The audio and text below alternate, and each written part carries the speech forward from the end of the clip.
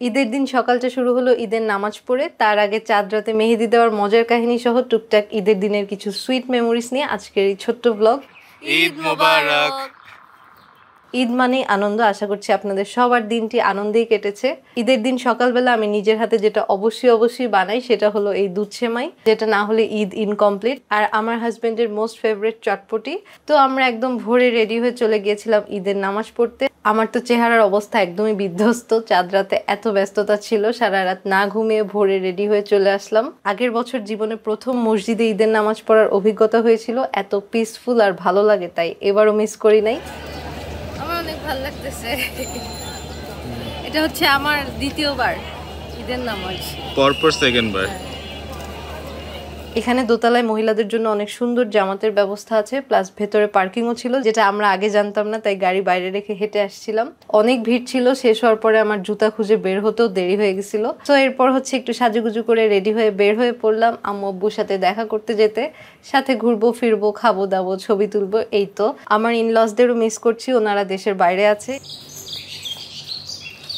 তো এই যে আমরা ম্যাচিং কালো কালো, আজকে কালো ড্রেস পরার একদমই প্ল্যান ছিল না, বাট এই যে ওর জন্য আমার এটা পরতেছে। এটা আমার ঈদের 1 নম্বর জামা না, প্লাস ঈদের সকালে ঈদের দিন আমার সিম্পল জামা পরে থাকতে ভালো লাগে, বাট এই যে ওর জন্য একসাথে ওর কথায় ম্যাচিং করতে হয়েছে। আসলে এই কালোটা হলো আমার সবগুলো পাঞ্জাবির মধ্যে সবচেয়ে ভালো পাঞ্জাবি, মানে আমার কাছে ভালো লাগছে, সো এই কারণে এটা পরছি। পাঞ্জাবিটা সুন্দর, আমার ড্রেসটাও সুন্দর। আমাদেরকে কেমন লাগছে দেখতে কমেন্টে জানাবেন, আপনাদের ঈদ কেমন যাচ্ছে সেটাও কমেন্টে জানাবেন। এই হচ্ছে আমার হাতের মেহেদি। এটা দেখে কি মনে হচ্ছে কে দিচ্ছে? এটা খুব মজার একটা কাহিনী আছে।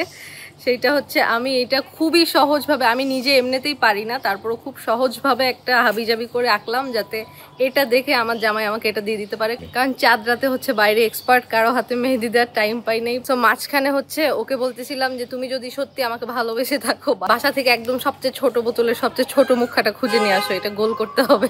তো এরপরে এটা এখানে দিয়ে কোনো মতে এরকম একদম ইজি ডিজাইন করছি, তারপরে এটা হচ্ছে ও সেম ভাবে করে দেওয়ার চেষ্টা করছে। যতটুকুই হোক আমার কাছে খুবই কিউট লাগছে ব্যাপারটা, আমার কোনো সমস্যা নেই, হাতে যা ইচ্ছা তাই করুক, জাস্ট একটু রং হয়ে থাকলে আমি ঈদের দিন খুশি। ও যখন আমার মেহেদি দিচ্ছে ওইদিকে জোজো তো টেনশনে পড়ে গেছে আমার হাতে কি করতেছে না করতেছে। আমার কোনো টেনশন নেই, আমি বসে বসে দেখে খুবই মজা পাচ্ছিলাম, কারণ নাই মামার থেকে তো কানা মামা ভালো। এই যে ঈদের দিন 2 হাত রং, লাল রং, সুন্দর না? কিউট আছে কিন্তু ব্যাপারটা।